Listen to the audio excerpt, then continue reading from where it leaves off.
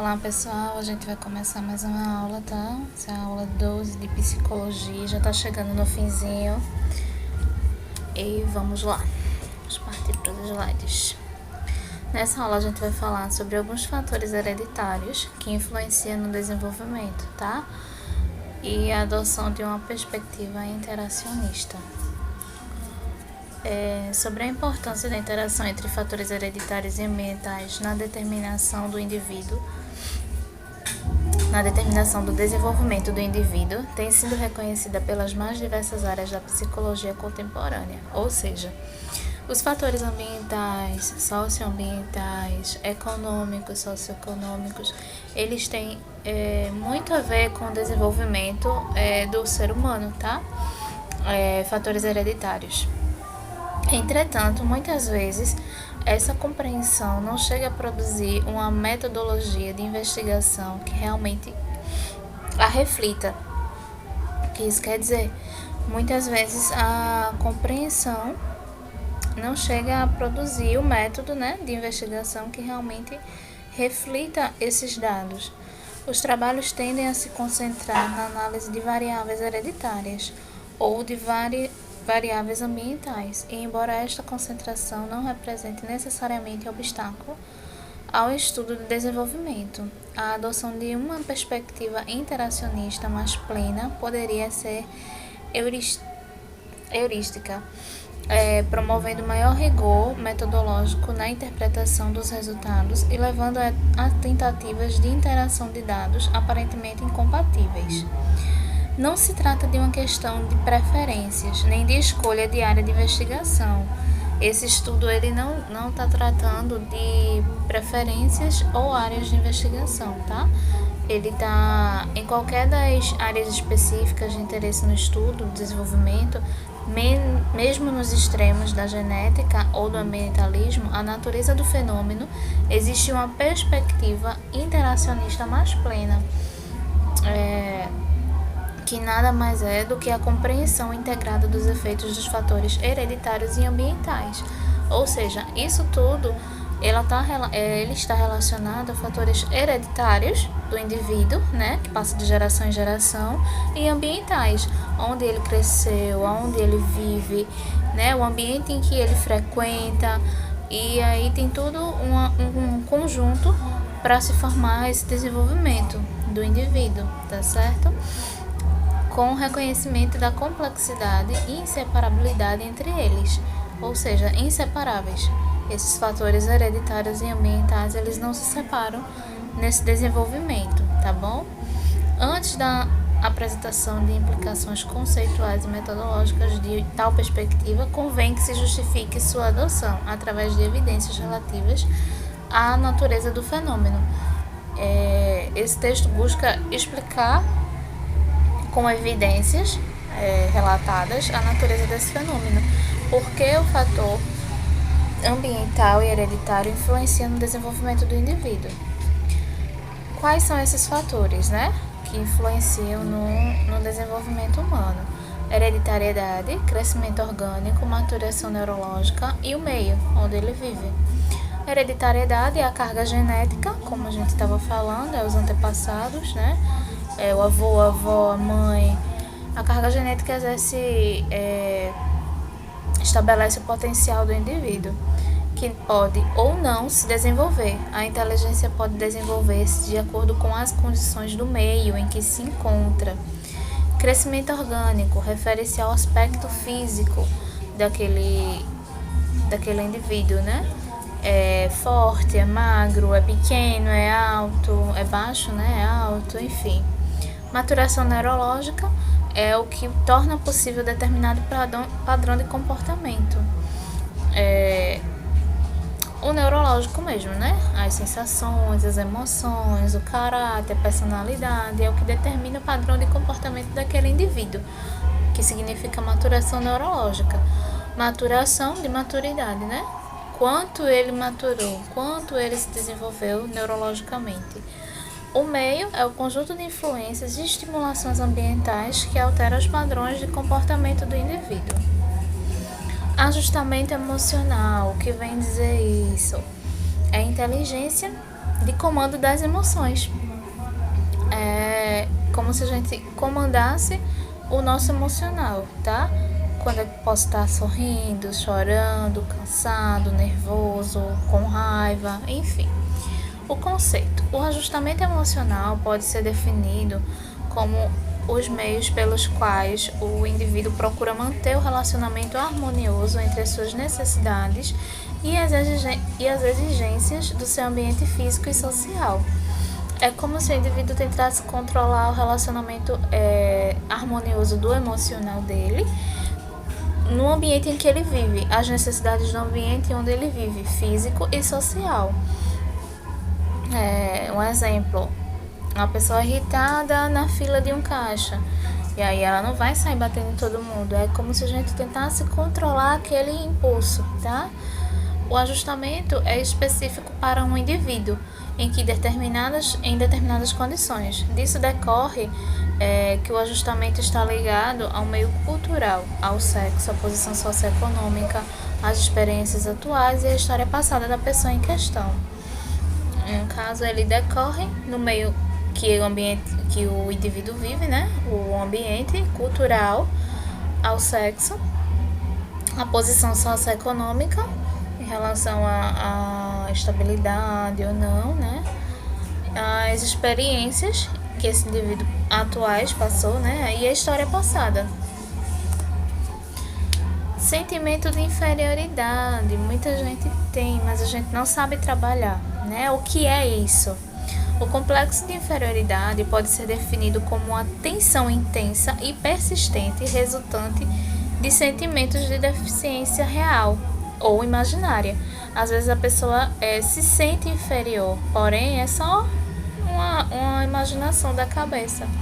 Ou pode ser realmente uma deficiência real que aquela pessoa tenha, se causa física ou se causa psicológica, né? Em relação a essa deficiência. Esse sentimento de deficiência pode estar ligado a vários fatores. Quase todas as pessoas conhecem esse tipo de perturbação, embora, na maioria dos casos, a intensidade do sentimento de inferioridade não seja proporcional ao grau real da deficiência. O que isso quer dizer? Muitas pessoas conhecem esse tipo de perturbação, desse sentimento de inferioridade, porém, na maioria dos casos, a intensidade do sentimento não é proporcional ao grau da deficiência daquela pessoa, tá bom? O fenômeno é puramente subjetivo e é determinado pelo desnível entre o êxito e as aspirações. Ou seja, a gente aspira a chegar em determinado local, determinado ponto da vida, né? Vamos dizer, subir os degraus de uma igreja, e aí não consegue. E aí é o êxito e as aspirações. É uma frustração, na verdade, né? O que ocorreu, não conseguiu chegar onde desejava. E aí, às vezes, a gente se sente inferior devido a outra pessoa, ao vizinho conseguir e a gente não. E é um sentimento, um fenômeno subjetivo mesmo, tá bom?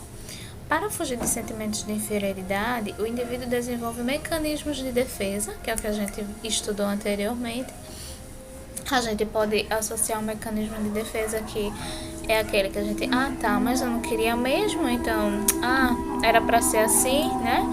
E se desenvolver a partir disso aí. É como se o mecanismo de defesa, ele melhorasse a nossa autoestima, né? De certa forma. Um deles é a compensação. A compensação representa, que é um mecanismo de defesa, né? Representa uma forma de superar os sentimentos de inferioridade por meio da busca do êxito, seja no mesmo campo em que o indivíduo se sente inferiorizado, seja em outro. A compensação alivia, mas não suprime o complexo, pois esta já foi incorporado ao sentimento do eu. No caso, a compensação, ela só alivia aquele sentimento de inferioridade. Ela não reprime, né? Ela não tira ele diretamente do contexto do sentimento, tá bom? Meninos, eu peço desculpa porque aqui os vizinhos estão com som alto.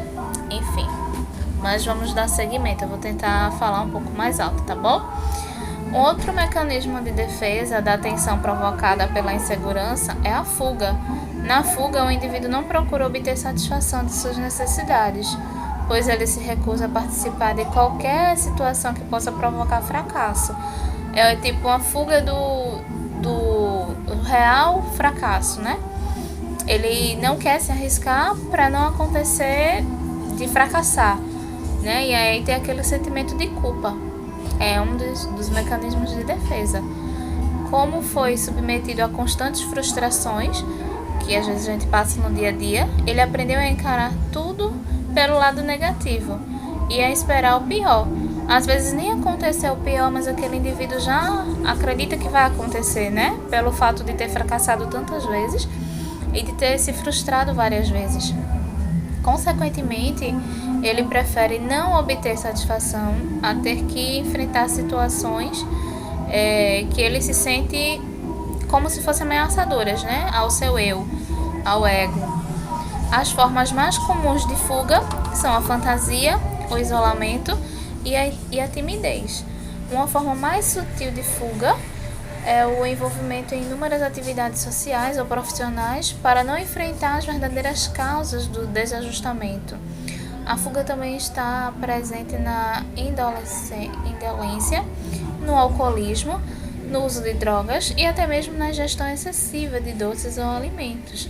É como se fosse uma fuga do real, né?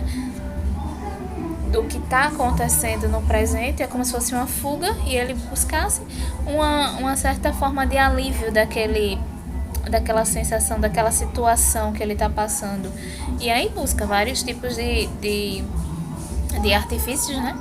Como o alcoolismo, se drogar, né? A ingestão excessiva de doces ou alimentos, até para fugir dessa frustração. E aí é uma figura, né, meramente ilustrativa para a gente ver o complexo de inferioridade. E aí vamos partir para outro desenvolvimento, que é a motivação. É a condição do organismo que influencia a direção do comportamento. Por outras palavras, é o impulso interno que leva à ação. Assim, a principal questão da psicologia da motivação é o porquê do indivíduo se comportar de determinada maneira. O estudo da motivação comporta a busca de princípios gerais que nos auxiliem a compreender a razão pela qual os seres humanos e animais, em determinadas situações específicas, escolhem, iniciam e mantêm determinadas ações. A ação gera a motivação. A gente vai assistir um vídeo breve aqui. Espera aí que eu vou passar para vocês. É como gerenciar suas emoções. Vamos lá. Por aqui. E hoje eu quero gravar sobre como gerenciar suas emoções. Você sabia que muitas empresas hoje não estão mais tão preocupadas com o QI, coeficiente de inteligência das pessoas que elas vão contratar, mas elas estão mais preocupadas com o QE, coeficiente emocional das pessoas que vão trabalhar nessas empresas.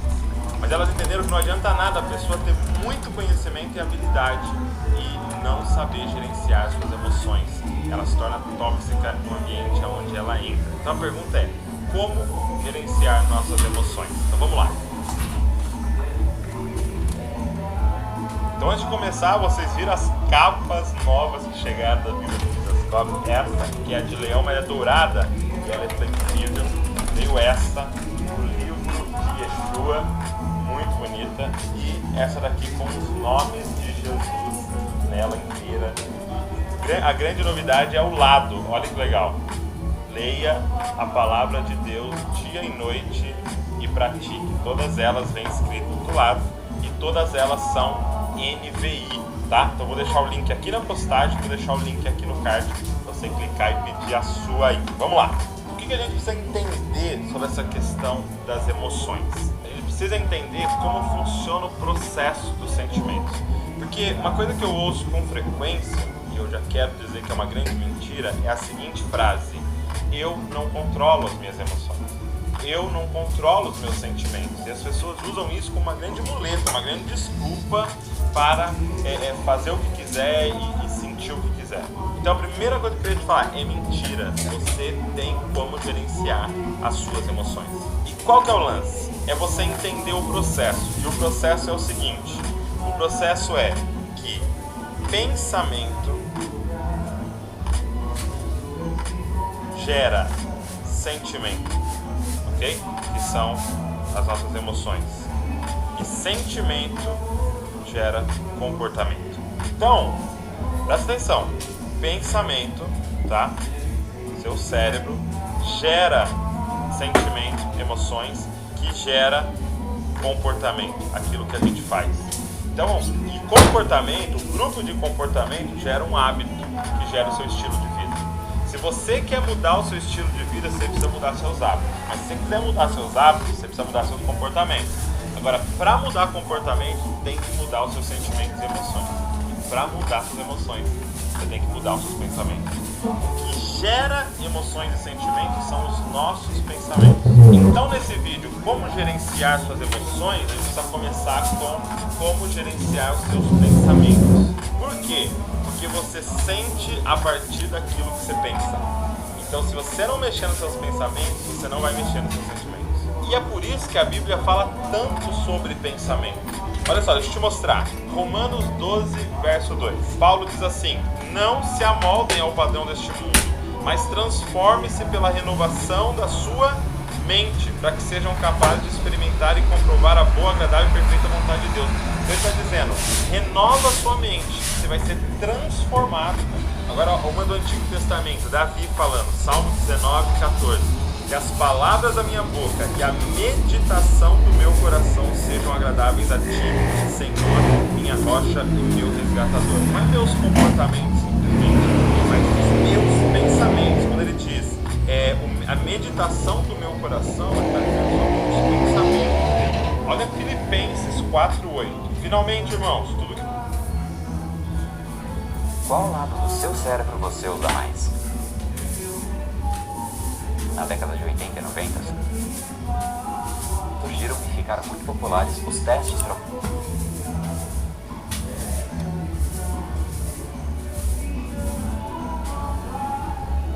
Tudo que for verdadeiro, tudo que for nobre, tudo que for correto, tudo que for puro, tudo que for amável, tudo que for de boa fama, se houver algo de excelente ou digno de louvor, pensem nessas coisas. A minha pergunta para você é: você pensa sobre o que você pensa? Você já parou para analisar e pensar sobre aquilo que habita os seus pensamentos? Deixa eu te mostrar como é que funciona. É assim, ó. Você tem uma crença central. Por algum motivo na sua história, tem uma crença dentro de você, é um pensamento que sempre está na sua mente. Por exemplo, eu não vou dar em nada, tá? Então esse pensamento, eu não vou... Tá? Então isso daqui é um pensamento, beleza? Esse pensamento gera um sentimento. Então, por exemplo, você vai fazer o vestibular. E aí, quando você está lá fazendo a matrícula ou pensando sobre fazer o vestibular, vem um sentimento em você. Um sentimento de tristeza, de que você não vai conseguir. Então, fico triste, pois não vou conseguir. Então, tristeza já é um sentimento. Então, por causa dessa tristeza, que é um sentimento, você vai ter um comportamento. Por exemplo, de nem fazer o vestibular, de desistir. Por quê? Porque você sabe lá na sua cabeça que eu não vou dar nada. Então, repara que esse comportamento, ele é fruto desse sentimento, que é fruto desse pensamento. Então, se a gente quer mudar, a gente precisa mudar o quê? Os nossos pensamentos. Paulo vai falar, transformem-se. Como, Paulo? Como que eu mudo? Renovando a sua mente, mudando os seus pensamentos. Um outro exemplo clássico é homem não presta. Já viu alguma menina dizer isso? Homem não presta. Por quê? Porque ela teve algum episódio traumático na vida dela, por algum motivo ela ouviu isso da mãe dela, de alguém a vida inteira. Então esse pensamento está fixo na mente dela. Homem não presta, homem não presta, homem não presta. Quando ela está se relacionando com o homem, vem um sentimento. Um sentimento de ira, um sentimento de raiva, um sentimento de desgosto. Mas por quê? Por causa de um pensamento. E aí, a partir desse sentimento, ela se comporta, rejeitando esse homem, sendo agressivo, sendo rude. Mas por quê? Porque ela pensa algo, sente algo e se comporta. O que eu quero mostrar para você é que muitos dos nossos pensamentos, para eu não falar a maioria, cara, são mentiras.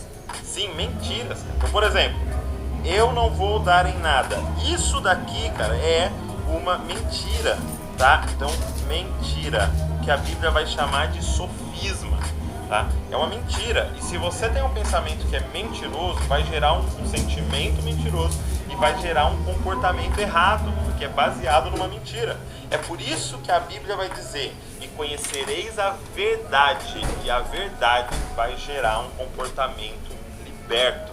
Por quê? Porque o pensamento verdadeiro gera um sentimento de verdade e gera um comportamento certo. Então é por isso que Paulo vai dizer que é necessário a gente renovar a nossa mente, ou seja, retirar essas mentiras e colocar a verdade. Cara, você tem pensado sobre o que você tem pensado? Você já parou para analisar aquilo que habita os seus pensamentos? Será que muito do que você está pensando não é mentira? Para mim, a melhor ilustração disso é aquele episódio quando Jesus anda sobre as águas. O que acontece? Pedro era filho de pescador e ele era pescador. Então, eu imagino, não está escrito na Bíblia, mas eu imagino que Pedro teve aulas de pescaria com seu pai ou com alguém da sua família. E ele aprendeu, por exemplo, que a água afunda. Talvez um dia o pai dele chegou para ele e falou: Pedro, fica longe aí da borda do barco, porque se cair a água afunda. Talvez um dia Pedro caiu na água e experimentou essa verdade de afundar. E ele mesmo afundou ali, alguém teve que ajudar ele. Talvez ele viu alguém caindo na água e a pessoa afundando. Então aquela verdade é fixa na cabeça dele. A água afunda. E de repente, Jesus vem andando sobre as águas, que já é completamente contrário ao que ele pensa. E aí ele diz assim: se és tu, me manda andar sobre as águas com você. E de repente Jesus fala: vem. Olha qual é a situação de Pedro. Ele está diante dos pensamentos dele, das crenças dele e da palavra de Jesus. E ele vai ter que escolher. Então ele vai ter que fazer uma escolha de se comportar de acordo com o que ele pensa ou se comportar de acordo com o que Jesus disse. Essa é a grande escolha que você vai ter que fazer, que eu tenho que fazer todos os dias. É viver de acordo com os seus pensamentos ou viver de acordo com o que Jesus diz. E Jesus estava dizendo: água não afunda. Quando Pedro sai daquele barco, ele não está pisando na água, ele está pisando na palavra de Deus. E a palavra de Deus é a rocha. Então a pergunta para a gente encerrar esse vídeo é: como gerenciar minhas emoções? Então, como que eu faço isso, Douglas? Legal. Então, como? Primeiro, o que você vai ter que fazer? Desconfie dos seus pensamentos. Desconfie dos seus pensamentos. O problema é que a gente acha que tudo que vem na nossa cabeça é verdade. Homem não presta, homem não presta mesmo, homem não presta mesmo. Eu não vou dar em nada, eu não vou dar nada. Olha onde eu nasci, olha a minha família, eu não vou dar em nada. A gente acha que é verdade tudo que a gente pensa, porque está dentro de nós. Segunda coisa, identifique as mentiras. Quando você começar a analisar os seus pensamentos, comece a identificar o que é mentira. Eu queria te dar uma dica: escreva. Escreva pensamentos mentirosos que vêm na sua cabeça. Daí o terceiro, identifique a verdade. Por exemplo, eu não vou dar em nada. Cara, qual é a verdade? Você foi adotado por Deus, você é filho de Deus, você é co-herdeiro com Cristo Jesus. Como que alguém que é herdeiro de todas as coisas, que é filho do Criador do universo, não vai dar em nada? Cara, a Bíblia está declarando que você é mais do que vencedor. Então, isso é mentira que está na sua mente. E aí você identifica a verdade. E aí o quarto ponto, que é você substituir as mentiras pela verdade. Você pode estar pensando assim: Douglas, mas isso não é pensamento positivo? Não. Pensamento positivo não funciona. O que funciona é pensamento verdadeiro. Então não adianta eu ficar aqui assim: vou ter uma Ferrari, vou ter uma Ferrari, vou ter uma Ferrari. Isso é mentira. Entendeu? Isso, onde que está dizendo que eu vou ter uma Ferrari? Agora, quando você pega a verdade e você coloca para dentro da sua mente, o pensamento verdadeiro funciona. Porque todo o problema de gerenciar suas emoções são os pensamentos mentirosos que estão na sua mente. Então desconfie do que você pensa, identifique as mentiras, identifique a verdade e substitua as mentiras pela verdade. Renova a sua mente, você vai ser transformado e vai experimentar a boa, agradável e perfeita vontade de Deus para sua vida. Se esse vídeo abençoou você, eu queria te pedir uma coisa: compartilha com todo mundo esse vídeo. Pega esse link, manda no WhatsApp, põe nas suas redes sociais, vamos espalhar essa verdade e ensinar as pessoas a gerenciar as emoções dela. Também deixa um comentário, quando você comenta o YouTube libera muito mais e lógico, também se inscreve no nosso canal para que você possa receber os próximos vídeos. Deus abençoe.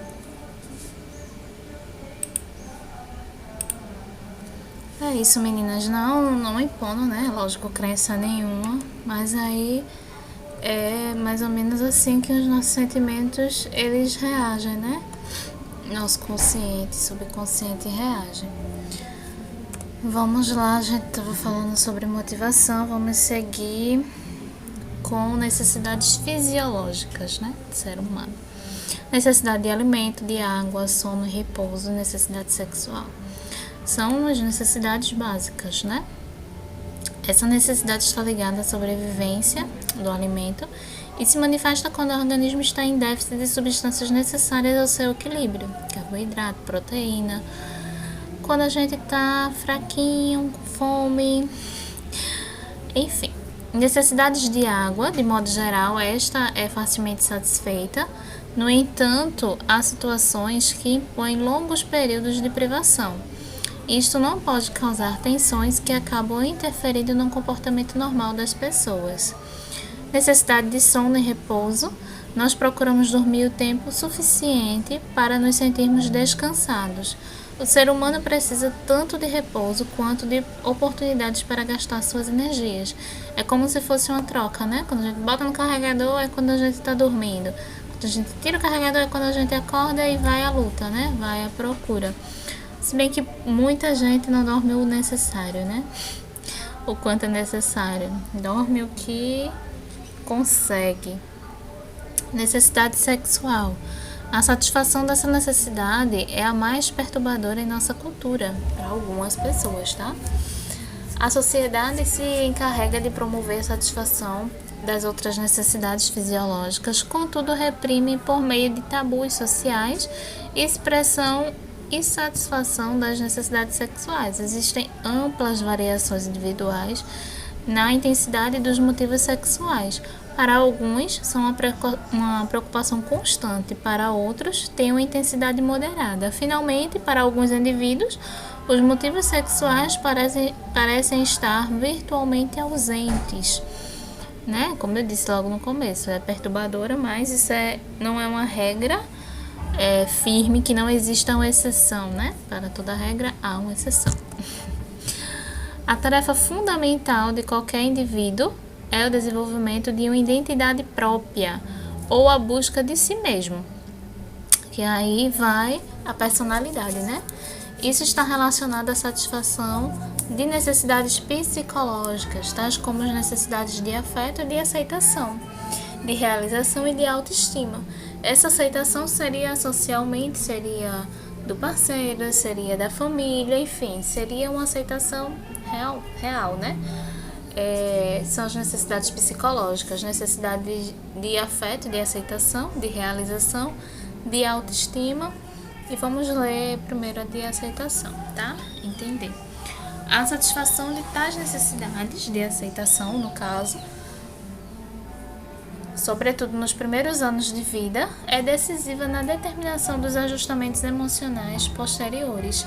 O indivíduo precisa ser amado para aprender a amar. Nesse processo, a qualidade de interação mãe-criança é fundamental, sobretudo nos 2 primeiros anos de vida. A falta dessa interação afetiva nos primeiros meses de vida faz com que a criança se torne segura, solitária e apática. Aquela criança que não tem quase sentimentos, né? É uma criança criada sem aquele afeto, sem aquele afago, sem aquele colo, sem o amor necessário, né? Para aquelas primeiras experiências de vida, vamos assim dizer. Uma criança precisa ser educada num ambiente em que ela possa manifestar seus sentimentos sem culpa e sem necessidade de correr de recorrer à fuga, à repressão, à hostilidade. Necessidade de realização. Todo ser humano deve sentir que suas atividades são valorizadas e que é respeitado pelo grupo social. Essa realização vai ser profissional, vai ser familiar, vai ser realização de vida mesmo, tá certo, gente? Então, assim, por isso que é muito importante em um ambiente de trabalho a gente manter essa valorização, né? Em alta, né? Porque aí quanto mais ele se sentir valorizado, mais aquele ser humano vai se esforçar para dar o seu melhor. Caso contrário, ele não adquirirá confiança em si mesmo e verá em cada situação nova não um desafio, mas uma ocasião em que provocará mais uma vez a sua incapacidade. O indivíduo inseguro resiste a mudanças e a situações em que seu desempenho será avaliado. Necessidade de autoestima é a necessidade de sentir que aquilo que somos e aquilo que fazemos está de acordo com as nossas aspirações e nossos valores. É como se a gente buscasse sempre o melhor, né? A autoestima decorre da situação da necessidade de realização e de aceitação.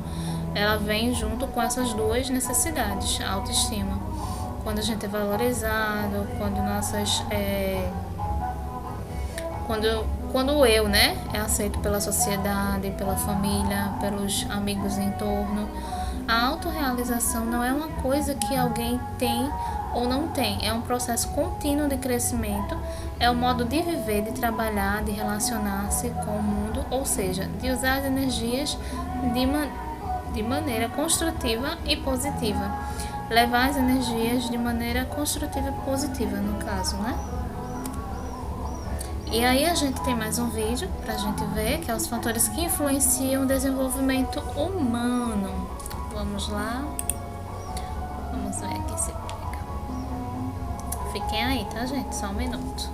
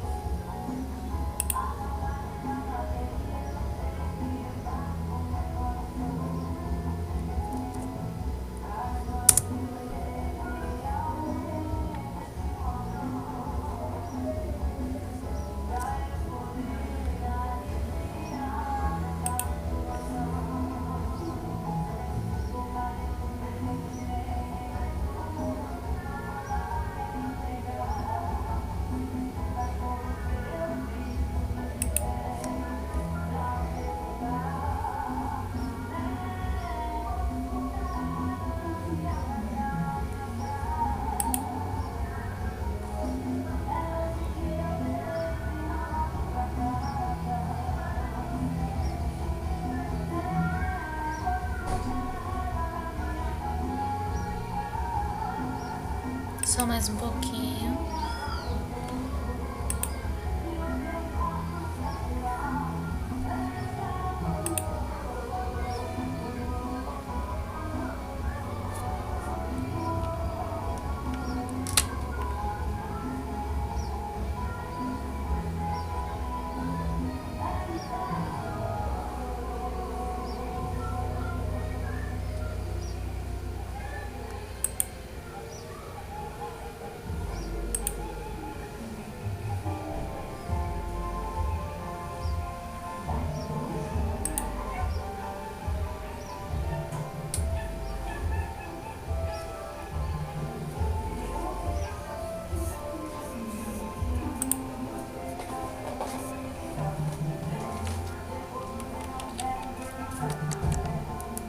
Meninas, eu não tô conseguindo abrir aqui, meu navegador tá bem lerdo hoje. Peço desculpa a vocês, mas não deixem de assistir, tá certo? Vocês só é clicar no link. Pronto, só é vocês clicarem no link e aí já direciona pra página, tá bom? Até mais, até a próxima aula de psicologia.